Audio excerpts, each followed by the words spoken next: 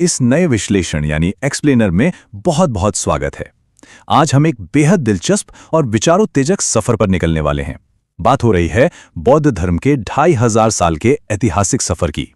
देखा जाए तो ये महज एक धर्म की कहानी नहीं है, बल्कि ये कहानी है एक बेहद क्रांतिकारी और लोकतांत्रिक दर्शन के समय के साथ धीरे धीरे विकसित होने की। हम देखेंगे कि कैसे एक बिल्कुल सरल, व्यवहारिक और मौखिक दर्शन सदियों का सफर तय करते करते बड़े बड़े ग्रंथों, अलग अलग शाखाओं और आधुनिक सामाजिक राजनीतिक आंदोलनों में तब्दील हो गया। तो चलिए इस शानदार सफर की शुरुआत करते हैं। आगे बढ़ने से पहले जल्दी से देख लेते हैं कि आज के इस विश्लेषण में हम किन 5 अहम पड़ावों से गुजरने वाले हैं।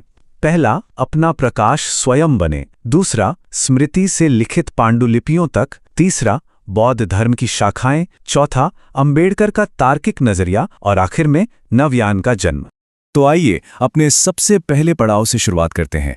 खंड 1, अपना प्रकाश स्वयं बने। जरा उस पल की कल्पना कीजिए। महात्मा बुद्ध 80 वर्ष के हो चुके हैं और अब उनके जाने का समय करीब आ गया है। जाहिर है उनके सबसे करीबी साथी और सचिव आनंद इस बात से बेहद परेशान हैं। आनंद उनसे बार बार गुजारिश करते हैं कि वो जाने से पहले आने वाली पीढ़ियों के लिए कोई स्पष्ट निर्देश या अपना उत्तराधिकारी बताकर जाएं। लेकिन बुद्ध का जवाब कुछ ऐसा था जिसने इस पूरे दर्शन की नींव को ही एक अद्भुत लोकतांत्रिक रूप दे दिया। उन्होंने आनंद से बस इतना कहा, अप्पो दीपो भव, जिसका मतलब है अपने दीपक स्वयं बनो। सोचिए, उन्होंने जानबूझकर कोई भी उत्तराधिकारी नियुक्त नहीं किया, कोई अंतिम कठोर नियम नहीं छोड़ा। वो बिल्कुल नहीं चाहते थे कि कोई पदानुक्रम या तानाशाही व्यवस्था बने। उनका साफ मानना था कि व्यक्तिगत तार्किकता ही सबसे बड़ा प्रमाण होनी चाहिए। ये उस दौर में एक बहुत ही स्पष्ट और प्रारंभिक लोकतांत्रिक सोच थी। अब यहाँ एक बहुत ही दिलचस्प तुलना सामने आती है। अगर हम दुनिया के बाकी पारंपरिक धर्मों पर नजर डालें तो एक साफ पैटर्न दिखता है। व्यवस्था बनाए रखने के लिए पैगंबर नियुक्त किए जाते हैं, उत्तराधिकारियों के नाम तय होते हैं और अंतिम पवित्र ग्रंथ छोड़े जाते हैं। लेकिन बुद्ध का तरीका बिल्कुल अलग था। कोई नामित उत्तराधिकारी नहीं और ना ही कोई अंतिम पुस्तक। उन्होंने सिर्फ और सिर्फ एक बात पर जोर दिया, सामूहिक लोकतांत्रिक सहमति। जब भी कोई दुविधा हो तो सभी लोग एक साथ बैठें और बहुमत व आपसी समझदारी से फैसला लें। विचारों की दुनिया में इतना स्पष्ट और खुला लोकतांत्रिक दृष्टिकोण वाकई अनूठा था। अब हम दूसरे हिस्से की ओर बढ़ते हैं। खंड 2, स्मृति से लिखित पांडुलिपियों तक। अब जाहिर सी बात है, जब कोई संस्थापक बिना किसी अंतिम लिखित ग्रंथ के चला जाता है तो उसके विचारों को मूल रूप से सहेजना एक बहुत बड़ी चुनौती बन जाता है। कालक्रम को देखें तो 483 ईसा पूर्व में बुद्ध के निधन के एकदम बाद अजातशत्रु के संरक्षण में पहली बौद्ध संगीति यानी काउंसिल बुलाई गई। यहाँ सब कुछ मौखिक रूप से संकलित किया गया। भिक्षुओं ने चीजें याद कर लीं, लेकिन जैसे जैसे मूल शिक्षाओं को याद रखने वाले भिक्षु दुनिया से जाने लगे, इन अनमोल शिक्षाओं के लुप्त होने का खतरा बढ़ने लगा। फिर 250 ईसा पूर्व में सम्राट अशोक के समय तीसरी काउंसिल हुई और सबसे बड़ा बदलाव तो तब आया 29 ईसा पूर्व में, जब श्रीलंका में चौथी काउंसिल के दौरान इन शिक्षाओं को आखिरकार ताड़ के पत्तों पर लिख लिया गया। क्या ये आंकड़ा हैरान नहीं करता? पूरे 450 साल! जी हां, बुद्ध के जाने के बाद लगभग 450 वर्षों तक उनकी शिक्षाएं सिर्फ और सिर्फ याददाश्त के सहारे जबानी तौर पर एक पीढ़ी से दूसरी पीढ़ी तक सफर करती रहीं। और जब यही ज्ञान याददाश्त की दुनिया से निकलकर ताड़ दपत्तों की लिखाई में बदला तो दर्शन का रूप भी स्थिर होने लगा। मौखिक परंपरा की जो एक जीवंतता थी वो अब कठोर ग्रंथों में बदल रही थी। और मजे की बात यह है कि इसी बदलाव ने आगे चलकर कई नए मतभेदों को जन्म दिया, क्योंकि अब हर कोई लिखित शब्दों की अपनी अपनी तरह से व्याख्या करने लगा था। तो जब इन शिक्षाओं को संकलित किया गया तो उन्हें मुख्य रूप से 3 भागों में बांटा गया, जिन्हें हम त्रिपिटक यानी 3 टोकरियां कहते हैं। इसमें सूत पिटक है, जिसमें बुद्ध के मूल दार्शनिक उपदेश हैं, जिन्हें खुद आनंद ने सुनाया था। फिर है अभिधम्म पिटक, जिसमें काफी गहरी दार्शनिक चर्चाएं हैं। और अंत में है विनय पिटक, जिसमें बौद्ध संघ के भिक्षुओं के लिए नियम कानून है।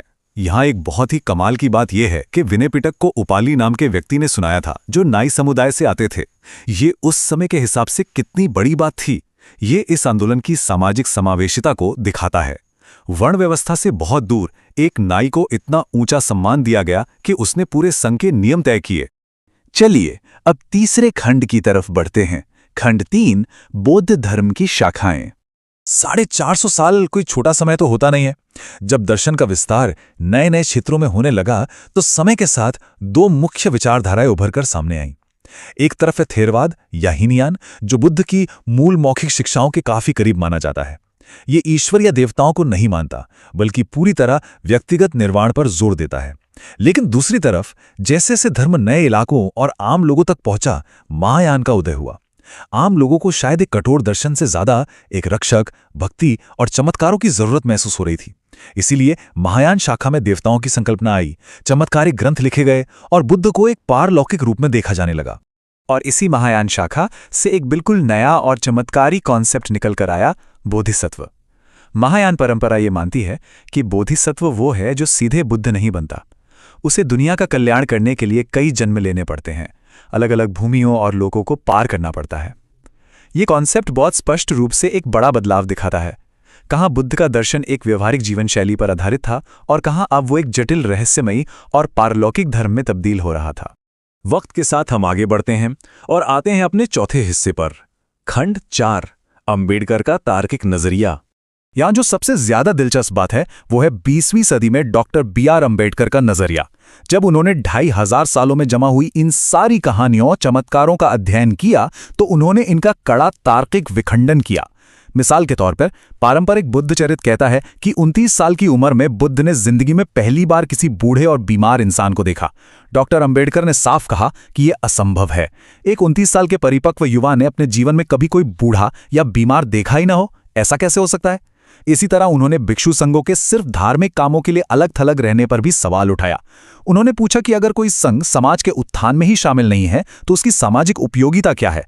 उनका दृढ़ विश्वास था कि बुद्ध तो एक वैज्ञानिक सोच वाले व्यक्ति थे जिनका मूल लक्ष्य सामाजिक असमानता और असली सांसारिक दुखों को दूर करना था, ना कि सिर्फ पारलौकिक चमत्कारों में उलझे रहना।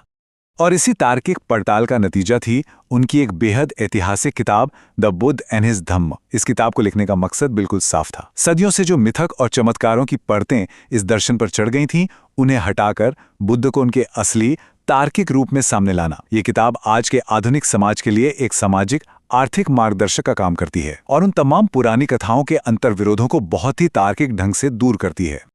और इसी के साथ हम अपने आखिरी और 5वें पड़ाव पर पहुंचते हैं, खंड 5, नवयान का जन्म। डॉक्टर अंबेडकर की इसी तार्किक समीक्षा ने 1956 में एक बिल्कुल नई विचारधारा की नींव रखी। इस नए बदलाव की कहानी 1935 से शुरू होती है, जब उन्होंने घोषणा की थी कि वो उस धर्म में नहीं मरेंगे जिसमें उनका जन्म हुआ है। 1940 के दशक में उन्होंने बौद्ध ग्रंथों का बहुत गहराई से अध्ययन किया और फिर वो ऐतिहासिक दिन आया, 14 अक्टूबर 1956, जब उन्होंने अपने लाखों अनुयायियों के साथ बौद्ध धर्म अपना लिया। 1957 में उनके निधन के बाद जब उनकी किताब प्रकाशित हुई तो उसने इस पूरी दार्शनिक यात्रा को एक बिल्कुल नया मुकाम दे दिया। अहम बात यह है कि डॉक्टर अंबेडकर ने जिस धर्म को अपनाया उसे ना तो हीनयान कहा गया और ना ही महायान। इसे नाम मिला नवयान, जिसका मतलब है नया मार्ग या नया वाहन।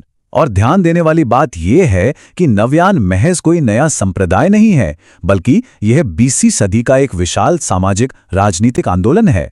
यह महायान और हीनयान दोनों के पारलौकिक और जादुई तत्वों को पूरी तरह से खारिज कर देता है। देखा जाए तो ये एक फुल सर्कल यानी चक्र पूरा होने जैसा था। 2500 सालों की पौराणिक कथाओं को हटाकर यह बुद्ध की उसी पहली काउंसिल वाली मौखिक, तार्किक और लोकतांत्रिक शुद्धता की ओर वापस लौटने का एक प्रयास था। तो अंत में एक गहरे सवाल के साथ इस विश्लेषण को खत्म करते हैं।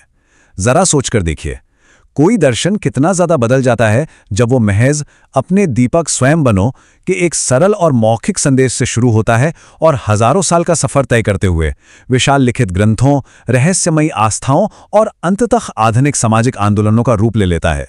ये सोचने पर मजबूर करता है कि कैसे पीढ़ियां और समाज किसी भी महान विचार को समय के साथ अपने हिसाब से ढाल लेते हैं। 2500 सालों के शानदार सफर ने हमें यही सिखाया है कि विचार कभी स्थिर नहीं होते, वो बस अपना रूप बदलते रहते हैं। उम्मीद है ये विश्लेषण आपके लिए विचारोत्तेजक रहा होगा। इस सफर में हमारे साथ जुड़ने के लिए बहुत बहुत धन्यवाद।